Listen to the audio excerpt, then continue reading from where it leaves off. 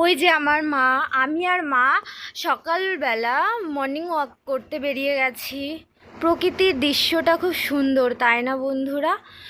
সকালবেলা প্রকৃতির দৃশ্যটা খুবই সুন্দর লাগে।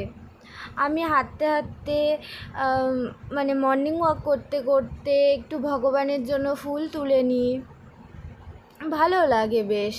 তারপর কিছুক্ষণ পরে বাড়িতে এসে নিজের বিছানাটা গুছিয়ে নিলাম। আমি যেই রুমটায় শুই, ঘুমাই আর কি, সেই রুমটায় আমি একটু বিছানাটা তুলে নিলাম।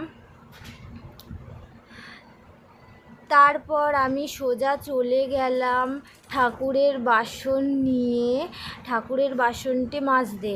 বন্ধুরা, আমি ঠিক ঠাকুরের বাসনটা সকালবেলায় মাজতে পছন্দ করি, কারণ আমার ভালো লাগে না বেলা হলে। আমি মনে করি ঠাকুরের জিনিসগুলো সকাল সকাল করে নিলেই ভালো হয়, তাই আমি সকাল সকালই করে নিই।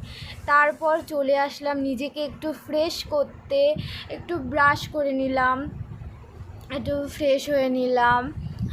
তারপর চলে আসলাম ঠাকুর ঘরে, গোপু সোনাকে ঘুম থেকে উঠিয়ে তাকে কিছু খেতে দিলাম এবং তাকে একটু প্রণাম করে নিলাম, যেন সকালটা আমার খুব ভালো যায়।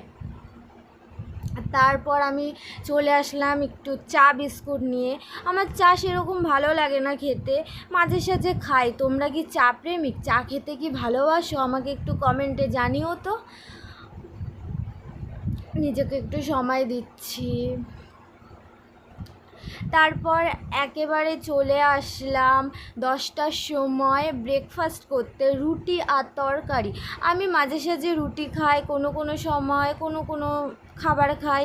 এই রুটি তরকারিটা আমার মা বানিয়েছে, ইয়াম্মি টেস্টি,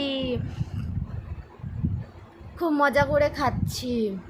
তারপর চলে আসলাম সবজি কাটতে। মা রান্না করবে, তার হাতে হাতে একটু হেল্প করে দিচ্ছি, সবজি কাটছি।